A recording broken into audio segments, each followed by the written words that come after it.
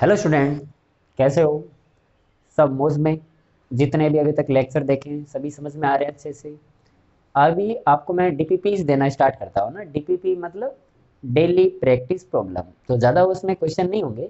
आप ट्राई करो। और अगर मान लो आपसे कोई क्वेश्चन नहीं हो रहा है, इसका मतलब ये नहीं है कि आपको समझ में नहीं आया या फिर आपको आता नहीं है ना। डेफिनेटली बच्चों, ये डीपीपीस वगैरह होती है, ये कुछ ऐसी बातें होती है उसमें जिससे अपन कुछ नई बातें सीखते हैं। Is it clear? तो कोई घबराने की टेंशन नहीं है, नो हेडेक। आप तुरंत पूछ लो सर ये क्या लिखा हुआ है, क्या नहीं लिखा हुआ है ना।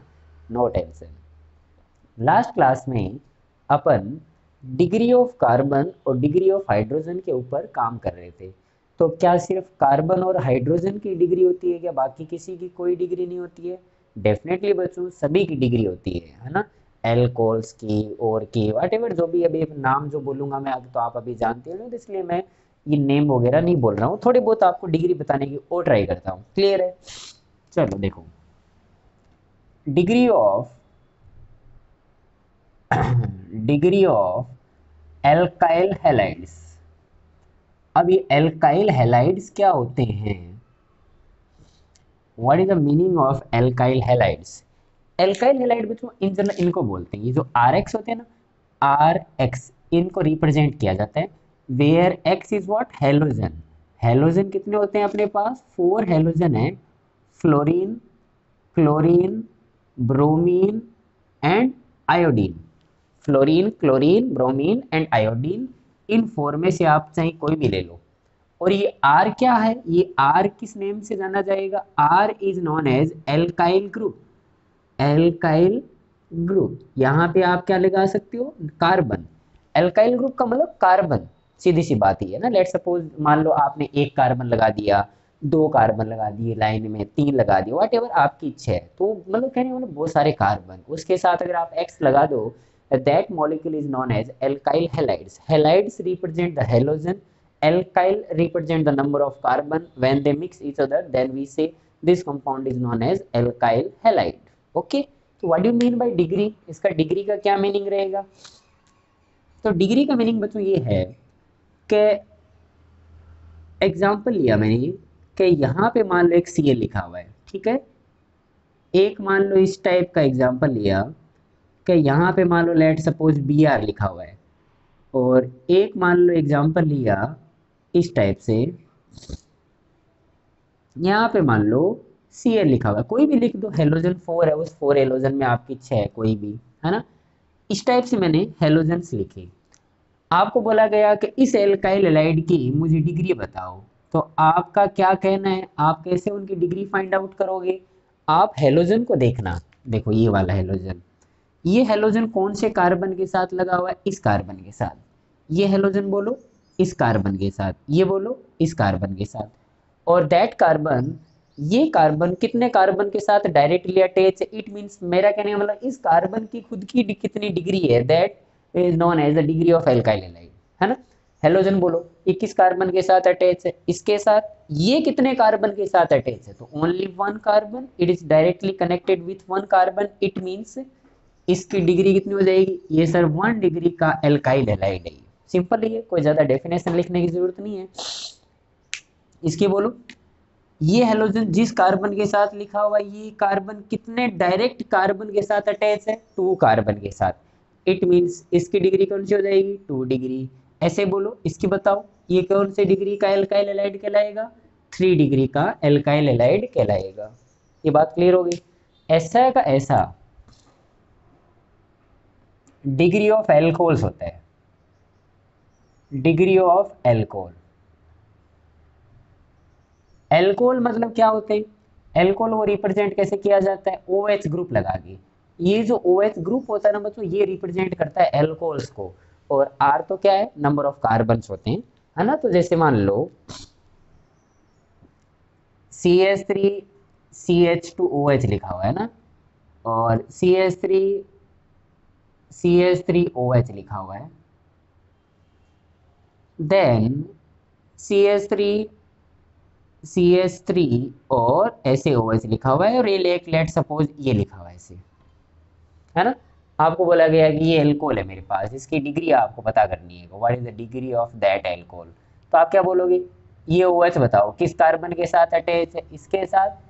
ये कार्बन कितने कार्बन के साथ डायरेक्टली अटैच है, तो बोलेंगे sir 1 carbon. It means this is known as 1 degree.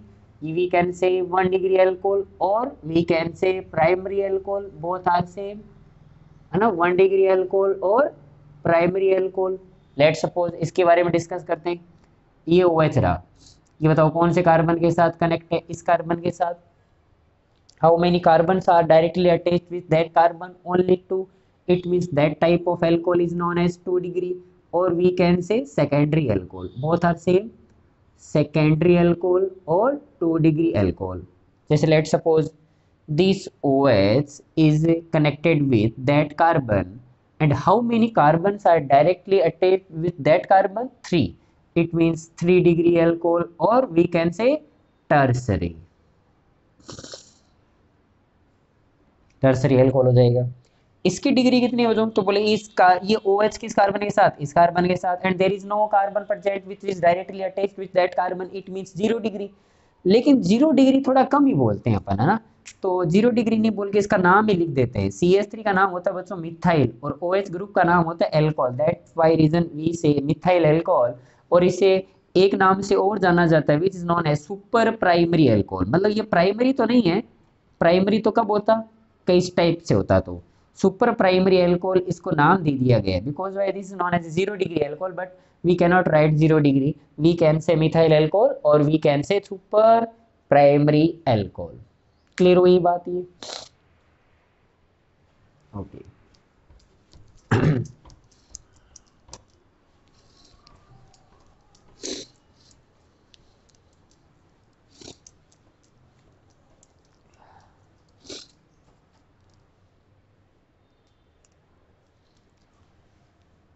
Degree of amine, degree of amines. अभी बोले एमाइन क्या होते हैं? एमाइन बच्चों नाइट्रोजन ग्रुप होना ही चाहिए।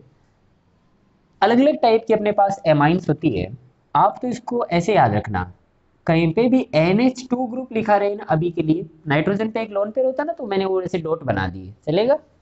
अगर कभी भी NH लिखा मिले, NH NH, चाहे ऐसे लिखा मिले चाहे वो ऐसे लिखा मिले,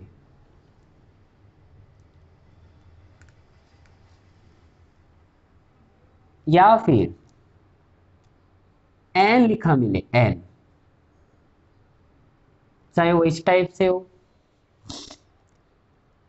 चाहे वो इस टाइप से हो,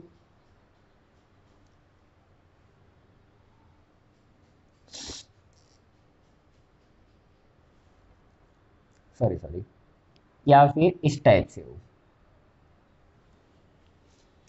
लेकिन अभी के लिए मैं जो बता रहा हूं ना, आप इतना याद कर लेना सिर्फ, बाकी एक बार रहने देना, नो प्रॉब्लम। अगर कभी NH2 लिखा मिले ना, NH2, इसका मतलब आप तुरंत बोल देना कि 1 डिग्री की एमाइन है सर ये। और कभी NH दिखे ना आपको, NH, तो आप तुरंत बोल देना ये 2 डिग्री की एमाइन है। और अगर आपको कभी 3 डिग्री देखना है तो N देख लेना, ओनली N होना चाहिए। 3 डिग्री की एमाइन उसे रिप्रेजेंट किया जाता है। क्या मेरी बात समझ पाई? क्या शॉर्टकट बताया मैंने? एमाइन की डिग्री फाइंड आउट करना एल्कोहल जैसा नहीं होता है बच्चों। एल्कोहल में तो क्या होता है, OH होता है, चाहे किसी भी टाइप का एल्कोहल हो, डिग्री डिसाइड करता है कि वो जिस कार्बन के साथ अटैच है वो। लेकिन इन एमाइंस ऐसा नहीं होता है, एमाइन में डिग्री डिसाइड करता है कौन, NH वाला ग्रुप खुद NH2 है या फिर NH है या फिर N है ना, वो नाइट्रोजन कितने कार्बन के साथ अटैच है वो डिसाइड करता है। Is it clear? That's why reason they are different. जैसे for example CH3NH2, then CH3NHCH3 and CH3NCH3CH3।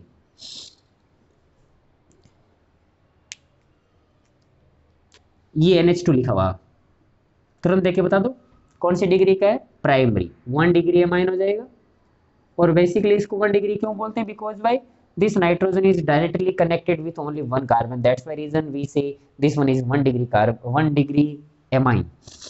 और ये बोलो 2 कार्बन के साथ अटैच। बाकी आप ऐसे मत याद रखना कार्बन, आप डायरेक्ट याद कर लो NH2 1 degree, NH 2 degree amine, and simple N is given, then 3 degree amine, 3 degree amine, that's it, है ना। इस टाइप से करना है। एल्कोहल और एमाइन में थोड़ा डिफरेंस है ना। जैसे देखो मान लो मैं कुछ एग्जांपल और पूछूंगी आपसे और प्रैक्टिस के लिए, चलो बताना मुझे, मैं थोड़ा मिक्स कर दूं सभी को।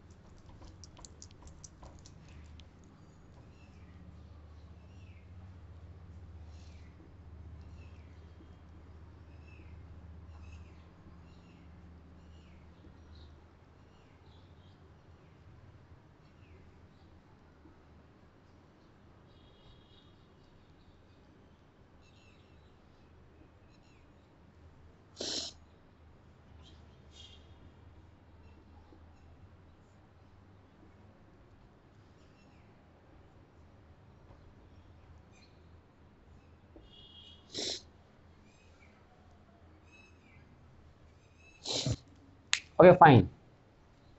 This one is alcohol because why? How to identify this one is alcohol? OH group is present. Okay, let's suppose आपको मैंने पूछा कि इसकी डिग्री बताना है अल्कोहल की, कैसे अल्कोहल की डिग्री चेक करते हो? ये OH ग्रुप रहा, OH ग्रुप किस कार्बन के साथ अटैच है? ये कार्बन कितने कार्बन के साथ डायरेक्टली अटैच है? Only 2 carbon. It means that type of alcohol the degree is secondary, 2 degree alcohol, और we can say secondary alcohol. Okay, this one is amine. Amine में ऐसे थोड़ी देखता हूँ कि ये कार्बन किसके साथ कनेक्ट है, वो कितने कार्बन के साथ कनेक्ट है, नहीं। अपन क्या बोलते हैं, नाइट्रोजन कितने कार्बन के साथ कनेक्ट है, ओनली 1 कार्बन। और डायरेक्ट कैसे याद कर रखा है कि if NH2 is given then the amine की डिग्री क्या हो जाएगी, 1 degree amine, 1 degree amine. This one is secondary alcohol, this one is primary amine. NH is given, secondary amine. Alkyl halide is given, alkyl halide में भी कैसे कहते हैं, जिस कार्बन के साथ एलोजन अटैच है वो कार्बन कितने डायरेक्ट कार्बन के साथ अटैच है, तो बोलेंगे sir 1 carbon. It means this one is primary, this one is primary. चलो इसमें बोलो ये कार्बन कितने कार्बन के साथ अटैच है, 2, तो सेकेंडरी। इसमें बोलो ये OH रहा, कितने कार्बन के साथ अटैच है, एक इधर एक इधर, तो सेकेंडरी। इसमें एल्कोहल और एमाइन दोनों है, तो ये एल्कोहल की डिग्री क्या होगी, 1 carbon, 2 carbon, 3 carbon. This one is 3 degree alcohol, 3 degree alcohol. और ये एमाइन कैसा है बताओ, N, तो N कैसा होता है, 3 डिग्री एमाइन। क्लियर हुआ ये बात? ओके बच्चों देखो आगे।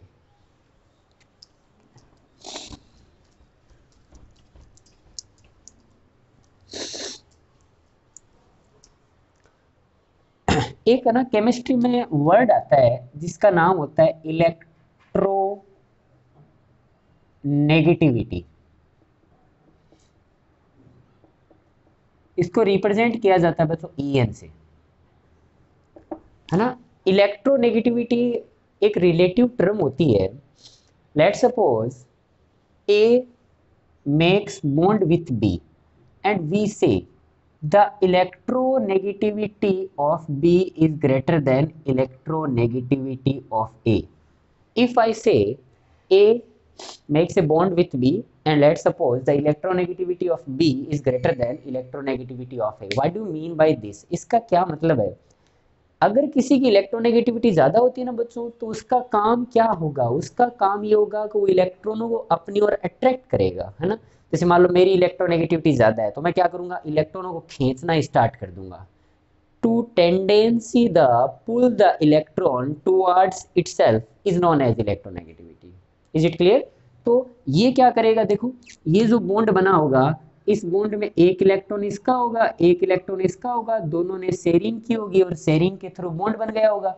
लेकिन ये थोड़े से इलेक्ट्रॉन शिफ्ट रहेंगे उसकी तरफ जिसकी इलेक्ट्रोनेगेटिविटी ज्यादा होगी। तो बोलेंगे अगर ऐसा है तो बी, आप बोल रहे होगे सर इलेक्ट्रोनेगेटिविटी ज्यादा है, तो इसका मतलब इलेक्ट्रोनेगेटिविटी इधर इलेक्ट्रॉन थोड़े से शिफ्ट रहेंगे, इसका मतलब बी पे इलेक्ट्रॉन डेंसिटी थोड़ी ज्यादा हो जाएगी, इलेक्ट्रॉन थोड़े से ज्यादा हो जाएंगे।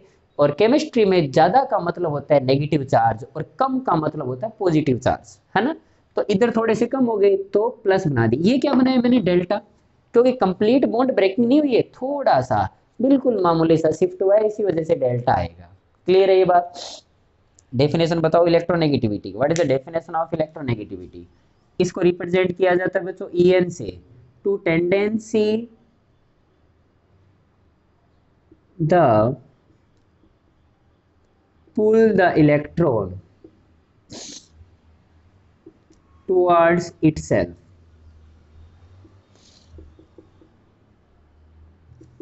is known as electronegativity, is known as electronegativity। Okay, अब इलेक्ट्रोनेगेटिविटी क्या होता है अपना, मतलब यहाँ पे मैं इलेक्ट्रोनेगेटिविटी क्यों बता रहा हूँ। पीरियोडिक टेबल अभी अपने स्टडी नहीं किया है, तो पीरियोडिक टेबल है मतलब ऐसे दो टाइप के ट्रेंड चलते हैं, एक लेफ्ट टू राइट जाने वाला, एक टॉप टू बॉटम जाने वाला। और जब लेफ्ट टू राइट जाते हैं ना तो इलेक्ट्रोनेगेटिविटी बढ़ने लगती है, काफ़ी छोटे एटम आते हैं, साइज पे डिपेंड करते हैं, छोटे साइज का होता है ना तो वो क्या करता है, ऐसे न्यूक्लियस के काफ़ी पास में रहता है तो अट्रैक्ट ज़्यादा करता है ना।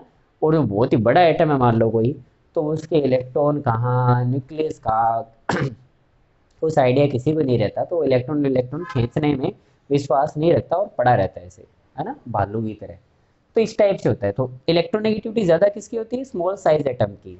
इसका मतलब साइज और इलेक्ट्रोनेगेटिविटी में इनवर्सली रिलेशन होता है, if atom is smaller than the electronegativity is more. Clear है। ओके, कार्बन से रिलेटेड अपने पास कितने टाइप की हाइब्रिड है, 3 टाइप के हाइब्रिड है। कौन कौन से बताओ। एक तो sp कार्बन होता है, एक sp2 कार्बन होता है और एक sp3 कार्बन होता है। क्या इनकी इलेक्ट्रोनेगेटिविटी में डिफरेंस है। यस बच्चों, क्योंकि इनके परसेंटेज s करेक्टर में डिफरेंस है था, क्योंकि s जो होता है मैंने आपको बताया था कि s ऑर्बिटल स्पेरिकल होता है ऐसे, है ना। अगर कोई उसमें इलेक्ट्रॉन रहेगा ना तो वो न्यूक्लियस को हमेशा दिखेगा कि हाँ भाई, तो उसको अट्रैक्ट करता रहता है। जिसमें परसेंटेज s करेक्टर ज़्यादा होते हैं उसकी इलेक्ट्रोनेगेटिविटी हमेशा ज़्यादा होती है ना। और परसेंटेज एस करेक्टर किस टाइप के हाइब्रिड में थे, sp में कितने थे बताओ, 50% थे। उससे बाद में sp2 में याद करो 33.33, उससे बाद में 25%। बिल्कुल बच्चों आप लोगों ने सही बताया, 100%। इट मीन्स इलेक्ट्रोनेगेटिविटी का ऑर्डर क्या आएगा, sp कार्बन की इलेक्ट्रोनेगेटिविटी ज़्यादा than sp2 than sp3, because why electronegativity is directly depends on percentage as character, percentage as character। is it clear or not। yes। अभी के लिए मैं इस इलेक्ट्रोनेगेटिविटी का क्या यूज लेने वाला हूं, इस ए और बी के बीच में बच्चों जो लेंथ आएगी, जैसे मान लो ये जो भी बॉन्ड है मान लो इसके बीच की जो लेंथ आएगी which is known as bond length. तो कल को मान लो इलेक्ट्रोनेगेटिविटी ज्यादा हो गई, बी की और ज्यादा हो गई, तो बॉन्ड लेंथ के बारे में आप क्या कमेंट करना चाहोगे। बॉन्ड लेंथ डिक्रीजेज और इंक्रीजेज कैसे। अगर इलेक्ट्रोनेगेटिविटी ज्यादा हुई तो वो क्या करेगा, इलेक्ट्रॉन अपने ओर खींचेगा, तो खींचेगा तो ए भी थोड़ा पास आएगा, तो bond length decreases. What is the relation between electronegativity and bond length, बोलो। इलेक्ट्रोनेगेटिविटी और बॉन्ड लेंथ में इनवर्सली रिलेशन होता है बच्चों। If electronegativity of more than bond length decreases, है ना। जैसे लेट सपोज देखो example number 1, CH triple bonded CH, CH2 double bond CH2 और CH3 CH3। क्लियर है। इसको लेट सपोज बच्चों मैंने ए नाम दिया, इसको बी एंड इसको सी नाम दिया। आपको मैंने पूछा कि बॉन्ड लेंथ का क्या ऑर्डर आना चाहिए, बीएल का मतलब क्या होगा, बॉन्ड लेंथ। बॉन्ड लेंथ का मतलब मैं ये पूछना चाहता हूँ कि एक तो मान लो ये बॉन्ड लेंथ है कार्बन और कार्बन के बीच में, एक बॉन्ड लेंथ ये है और एक बॉन्ड ये लेंथ ये है, तो बड़ी कौन सी होगी। तो बोले वो तो आप चेक कर लो ना, सिंगल बॉन्ड हमेशा बड़ा होता है डबल से, और डबल ट्रिपल छोटा होता जाएगा, क्योंकि जैसे बॉन्ड बढ़ेंगे ना बीच में, तो बॉन्ड ज्यादा होते हैं ना, तो ऐसे ज्यादा क्लॉक होने लगता है, ऐसे ऐसे मतलब इस टाइप से फंस जाता है वो, है ना, तो पास पास आ जाते हैं वो। और दूसरी बात ये भी एक रीजन तो ये भी है, और एक रीजन क्या है बताओ, triple bonded carbon present in which hybrid, sp, and double bonded carbon बोलो sp2, and single bond carbon present in sp3. If sp, then the electronegativity is more. If electronegativity is more, then bond length decreases. The bond length order is cba. और अगर ये question पूछा होता bond strength का, bs का मतलब क्या होता है, बॉन्ड स्ट्रेंथ, ताकतवर बॉन्ड कौन सा है, तो भाई बॉन्ड लेंथ जिसकी ज्यादा है, मान लो लंबे लंबे बॉन्ड है तो कोई भी आगे से तोड़ देगा, और अगर मान लो बॉन्ड लेंथ कम है तो उसे तोड़ने में तकलीफ महसूस होगी, इसका मतलब ट्रिपल बॉन्ड को तोड़ना बड़ा डिफिकल्ट होगा। तो जस्ट बॉन्ड लेंथ और बॉन्ड स्ट्रेंथ में इनवर्स रिलेशन होता है, तो a b and c, a b and c. और हो गई बात ये क्लियर। चलो देखो सेकंड बताना मुझे, ठीक है ना। हाइड्रोजन एक,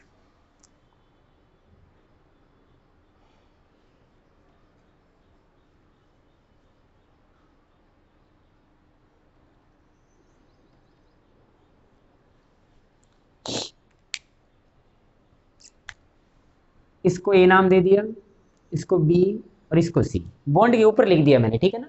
ऊपर वाले कार्बन कार्बन की बात कर रहा था, यहाँ पे मैंने क्या किया, carbon hydrogen carbon hydrogen carbon hydrogen, right the bond order of bond length, sorry order of bond length, check करो, this carbon is sp, this carbon is sp2, this one carbon is sp3. If carbon is sp, then this one is more electronegative, it pulls the electron towards itself, then the bond length will be decreases. It means c greater than b greater than a. If you write the bond strength order, then just inverse that.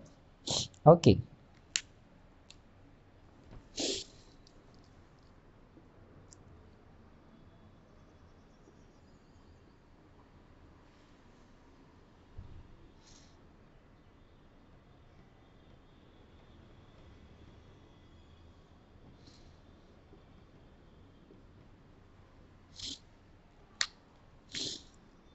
A B C, right the bond length order, check करो, same sp carbon, तो ये bond थोड़ा अपनी ओर खींचेगा, इसका मतलब order क्या आ जाएगा, सी बी ए, है ना, इस टाइप से करना है।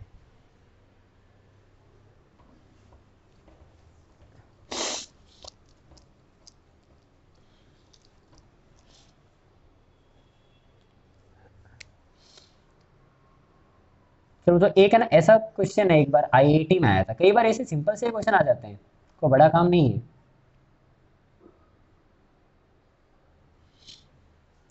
ये क्वेश्चन पूछो आईआईटी में आया हुआ है एक बार, ये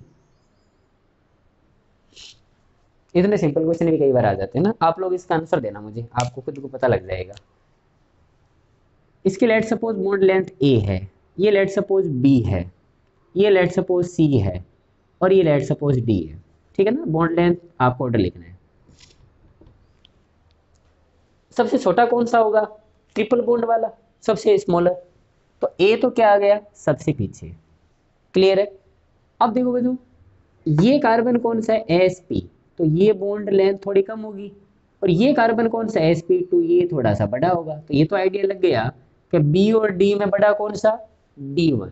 अब c क्या होगा, ये तो दोनों ही sp3 है, तो ये तो ऑब्वियस बड़ा होगा, है ना, तो सबसे बड़ा c, उसके बाद में बोलो sp2 के साथ, और ये sp के साथ, तो d, और यहाँ पे कौन आ जाएगा, b। इज इट क्लियर और नॉट, मेरे हिसाब से तो हो जाएगा, ट्रिपल बॉन्ड है तो a सबसे छोटा, और sp3 कार्बन के बीच में तो C सबसे बड़ा, और ये D और ये D, ये sp कार्बन के साथ कनेक्ट है, और ये sp2 कार्बन के साथ कनेक्ट है।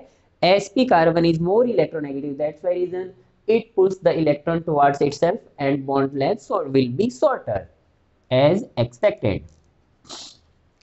और बॉन्ड स्ट्रेंथ का पूछता तो A B D C, clear है इस बात को। नोट डाउन करो।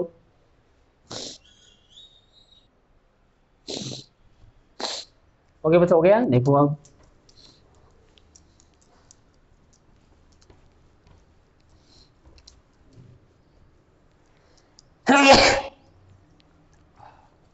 sorry. Finally, we have to classify the organic compounds. Organic compounds basically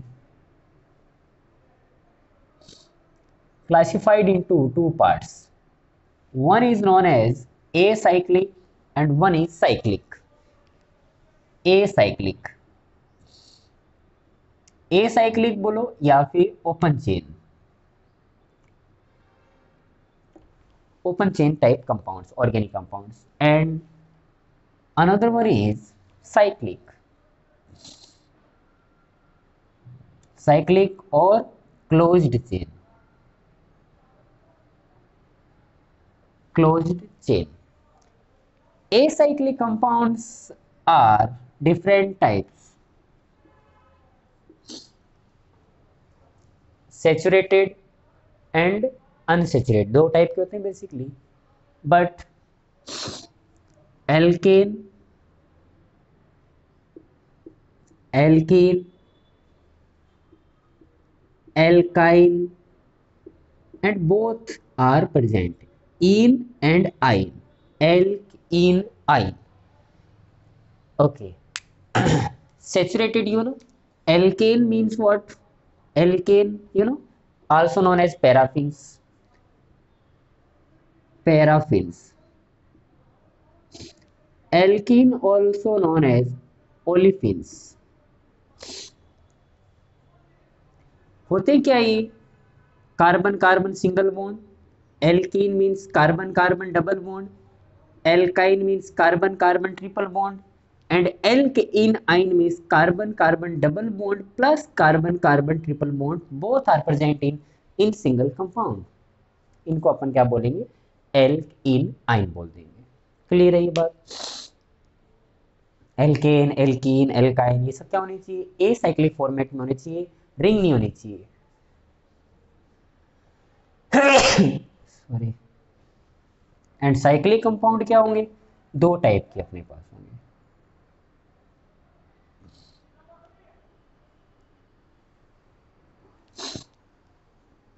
एक होंगे होमोसाइक्लिक और एक होंगे हेट्रोसाइक्लिक. होमोसाइक्लिक और heterocyclic. Homocyclic again classified into two parts. Alicyclic and aromatic. Same here again, heterocyclic are also classified into alicyclic and aromatic. Alicyclic, aromatic compounds.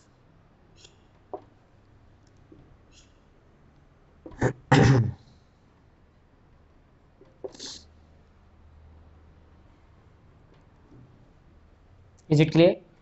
और homocyclic aromatic compounds जब आएंगे उसमें अपन पढ़ेंगे aromatic compounds are also classified into two part. Something like benzenoid structure,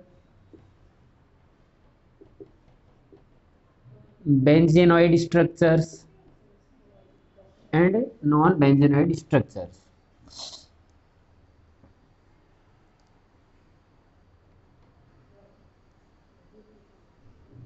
या फिर ऐसे कर लो, इसको आगे क्लासिफाई मत करो, इस टाइप से लिख लो.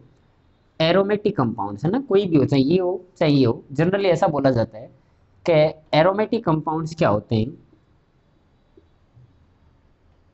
एरोमेटिक कंपाउंड्स या तो बेंजेनॉइड स्ट्रक्चर होगी उनमें या फिर नॉन बेंजेनॉइड स्ट्रक्चर होगी. अब ये सब क्या होते हैं,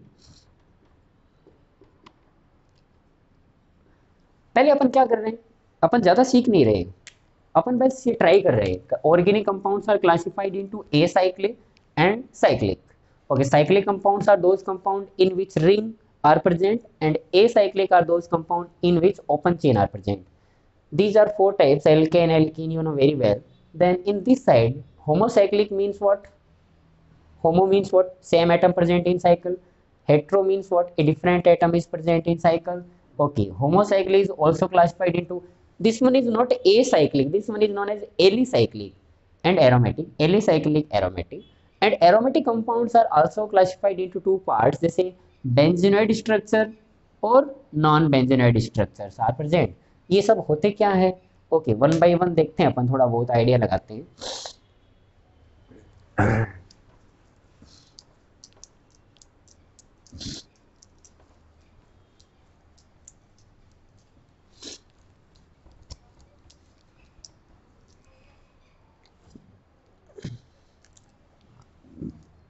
ओके, एरोमेटिक कंपाउंड्स।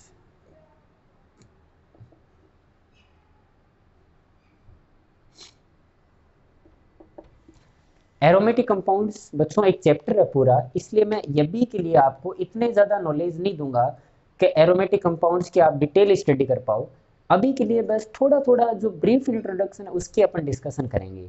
एरोमा का मतलब होता है अच्छी स्मेल, है ना, एरोमा, ए गुड स्मेल।